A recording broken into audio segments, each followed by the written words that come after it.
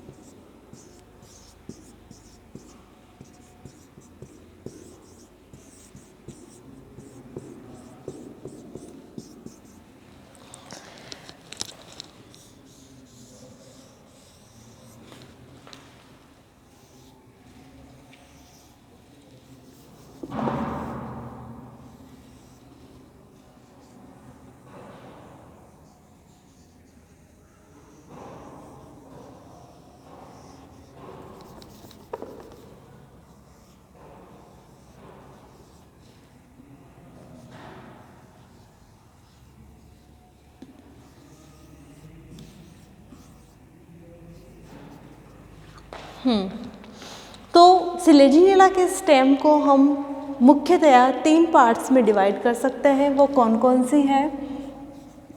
Epidermis,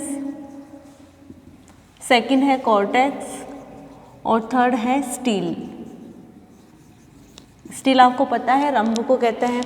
तो Selaginella के तने को या स्टेम का हम ट्रांसफर सेक्शन लेते हैं तो हम उसे 3 क्षेत्रों में डिवाइड कर सकते हैं। वो 3 क्षेत्र कौन कौन से हो गए? Epidermis, cortex and steel. सबसे पहले मैं डायग्राम की हेल्प से आपको डिफाइन कर देती हूँ कि कौन से जोन को क्या कहेंगे। तो ये सबसे अपर मोस्ट होता है, ये होता है क्यूटिकल, फिर होती है एपिडर्मिस, फिर होती है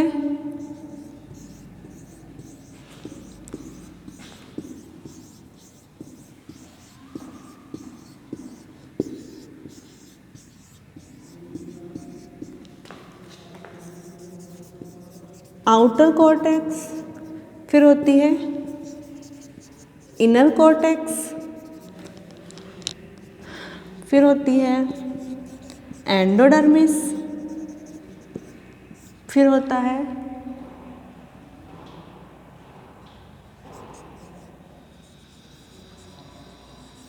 ट्रेबेकुली, फिर होती है पेरिसाइकिल, फिर होता है जाइलम और फ्लोएम। तो ये एक सिलेजिनेला के स्टेम का काट है जिसमें मैं आपको सेलुलर स्ट्रक्चर बता रही हूँ, कोशिकीय संरचना बता रही हूँ। तो देखो, मुख्यतया सिलेजिनेला के स्टेम को 3 भागों में डिवाइड किया गया है, एपिडर्मिस, कॉर्टेक्स, देन स्टील। तो एपिडर्मिस किसे कहते हैं? तो सबसे सिलेजिनेला के सबसे बाहर वाली लेयर को एपिडर्मिस कहते हैं। ये जो एपिडर्मिस होती है वो यूनिलेयर्ड होती है, एक परतीय होती है, जिसकी प्रत्येक सेल्स डोलकाकार या आयताकार होती है।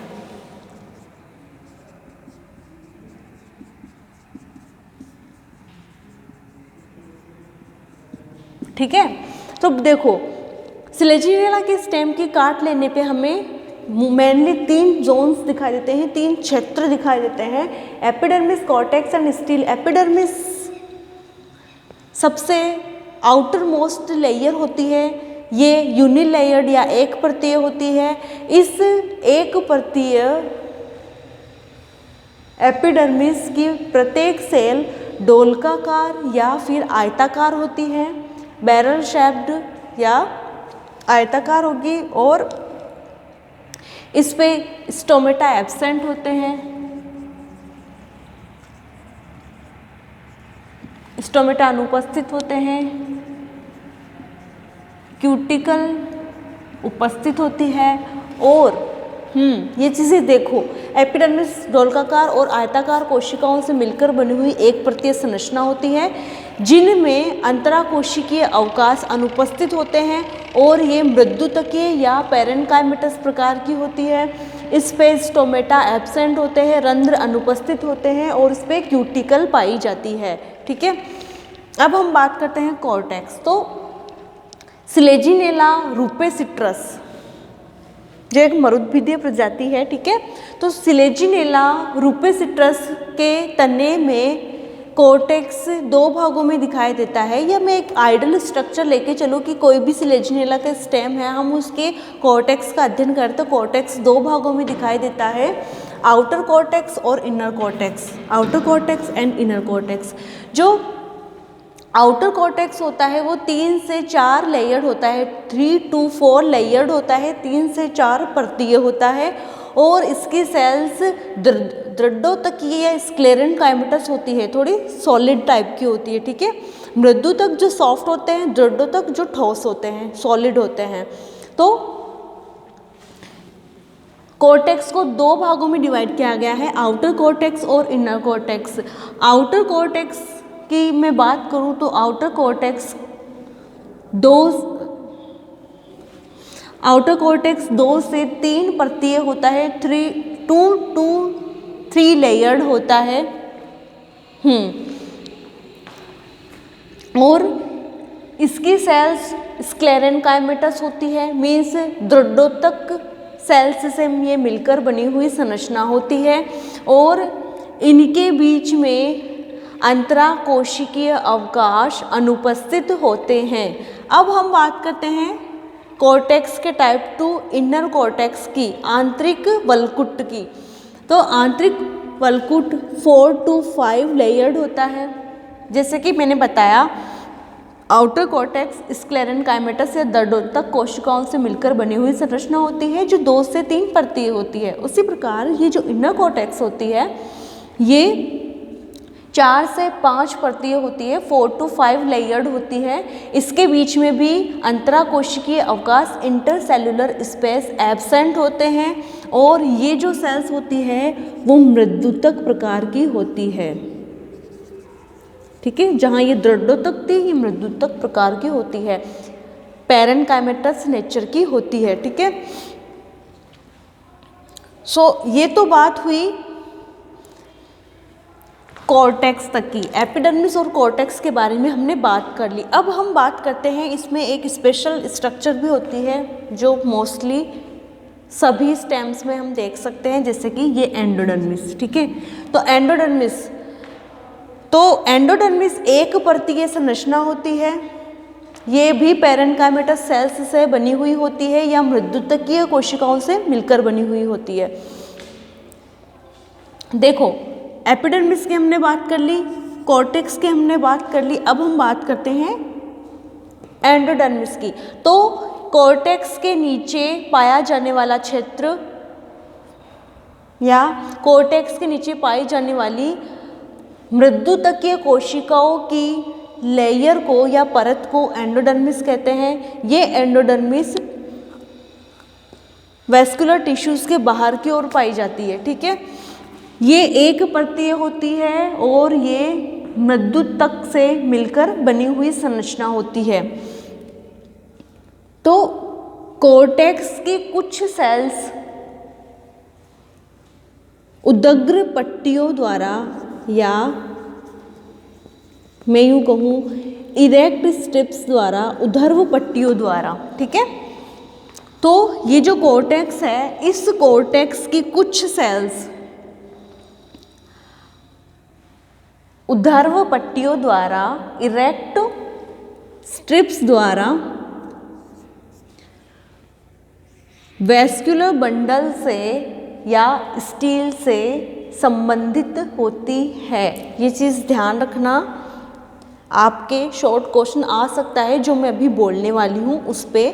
तो मैंने ये बता दिया कि एंडोडर्मिस की सेल्स पैरेनकाइमेटस मीन्स मृदुतकीय होती है, एक परतीय होती है और इनमें अंतराकोशिकीय अवकाश अनुपस्थित होता है। अब देखो, कॉर्टेक्स की कुछ सेल्स उदग्र पट्टी द्वारा या कोशिकाओं की उदग्र पट्टियों द्वारा, ये जो कोशिकाएं हैं इन कोशिकाओं के उदग्र पट्टियों द्वारा स्टील से संबंधित होती है या स्टील से कनेक्शन बनाए हुए होती है, जिन्हें क्या कहते हैं, ट्रेबेकुली।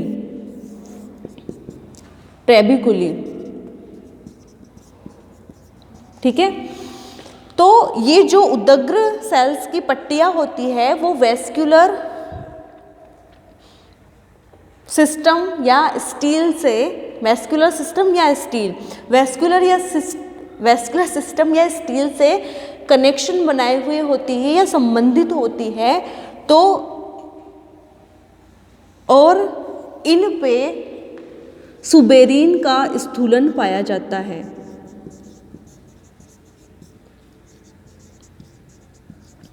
जिस कारण इसे कैस्पेरियन स्ट्रिप्स भी कहते हैं। ठीक है, तो कॉर्टेक्स की कुछ सेल्स जो उदग्र पट्टियों द्वारा या उदग्र सेल की पट्टियों द्वारा स्टील से संबंधित होती है, ट्रेबेकुली कहलाती है और इन ट्रेबेकुली पे सुबेरीन नामक स्थूलित पदार्थ का जमाव होता है। इस सुबेरीन के जमाव इस सुबेरिन के जमाव के कारण इन्हें कैस्पेरियन स्ट्रिप्स या कैस्पेरियन पट्टिकाएं भी कहते हैं। अब हम बात करते हैं लास्ट इसमें स्टील की। इसमें रंभ किस प्रकार का होता है, तो देखो पेरिसाइकिल से घिरा हुआ इसमें रंभ पाया जाता है, ठीक है। और इसमें जो रंभ होता है वो कैसे होता है, मेटाजाइलम अंदर की ओर, प्रोटोजाइलम बाहर की ओर। मीन्स अगर मैं रंभ की बात करूं तो इसमें जाइलम और फ्लोएम के चारों ओर एक परतीय मृदुतकीय कोशिकाओं से मिलकर बनी हुई संरचना पाई जाती है, जिसे पेरिसाइकिल कहते हैं। पेरिसाइकिल के अंदर की ओर जाइलम व फ्लोएम पाए जाते हैं। ये जो जाइलम और फ्लोएम एक्सार्च होते हैं, मीन्स पहले बना हुआ प्रोटोजाइलम बाहर की ओर, बाद में बना हुआ मेटाजाइलम अंदर की ओर होता है। और इस जाइलम के चारों ओर फ्लोएम पाया जाता है जो मुक्त अवस्था में होता है, ठीक है। जैसे कि ये जाइलम है तो इस जाइलम के चारों ओर फ्लोएम पाया जाता है। अब मैं बात करती हूँ इसके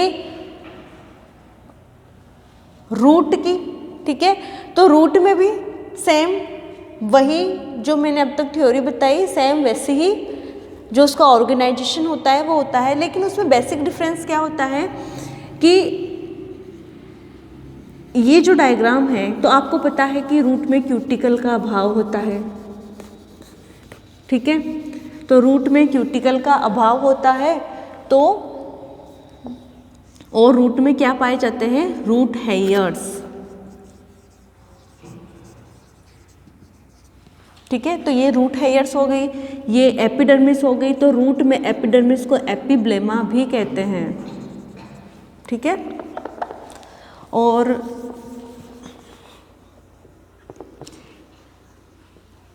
ये पेरेनकाइमेटस क्षेत्र होता है, मीन्स मृदुतकीय कोशिकाओं से बना हुआ ये क्षेत्र होता है जिसे कहते हैं हाइपोडर्मिस।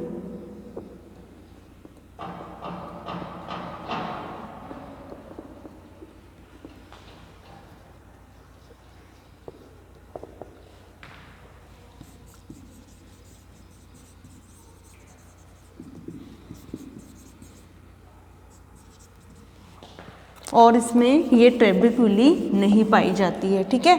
तो इसकी जो बेसिक जो सिमिलरिटीज़ होती है, तो हम जैसे कि हमने इसकी स्टेम की एनाटॉमी की बात करी, तो हम रूट के एनाटॉमी की बात करें तो रूट की जो एपिडर्मिस होती है वो भी यूनिलेयर्ड होती है, डोलकाकार और आयताकार कोशिकाओं से मिलकर बनी हुई होती है जिनके अंदर, और जो मृदुतकीय होती है और जिनमें एक कोशिकीय मूल रोम पाए जाते हैं, रूट हेयर्स पाए जाते हैं। इन पे क्यूटिकल और स्टोमेटा का अभाव होता है, ठीक है। उसके नीचे वाला क्षेत्र मृदुतकीय कोशिकाओं से मिलकर बना हुआ क्षेत्र होता है जो हाइपोडर्मिस कहलाता है। इनके बीच में भी अंतराकोशिकीय अवकाश का अभाव होता है। हाइपोडर्मिस से लेके एंडोडर्मिस तक का भाग कॉर्टेक्स के अंदर आता है, तो कॉर्टेक्स वाला भाग ये वाला भाग हो गया, ठीक है। ये पेरेनकाइमेटस होता है और अंतराकोशिकीय अवकाश या इंटरसेलुलर स्पेस का अभाव होता है। एंडोडर्मिस वही जिसमें कैसी होती है, एक परतीय होती है। अब हम बात करते हैं इसमें होने वाले रिप्रोडक्शन के बारे में। तो मैंने जब ये स्ट्रक्चर शुरू की थी तो मैंने कौन सी जनरेशन या कौन से प्लांट को पढ़ाया था, स्पोरोफिटिक या बीजाणुद्भिद पादप। तो इसके बीजाणुद्भिद पादप में अगर मैं रिप्रोडक्शन की बात करूं या प्रजनन की बात करूं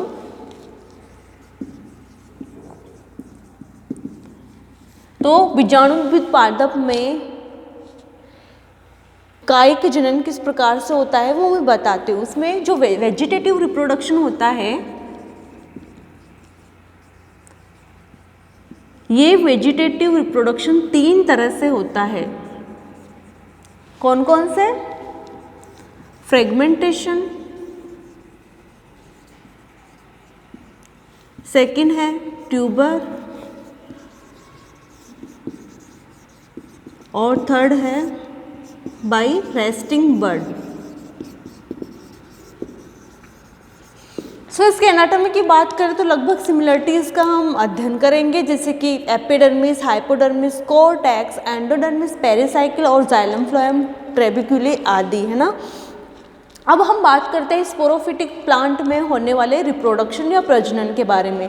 तो हम पढ़ते हैं स्पोरोफिटिक प्लांट में, जैसे कि कायिक जनन पढ़ रहे हैं तो स्लेजिनेला में होने वाला कायिक जनन या वेजिटेटिव रिप्रोडक्शन 3 मेथड से होता है, 3 प्रकार से होता है, फ्रेगमेंटेशन, बाय ट्यूबर और बाय रेस्टिंग बड।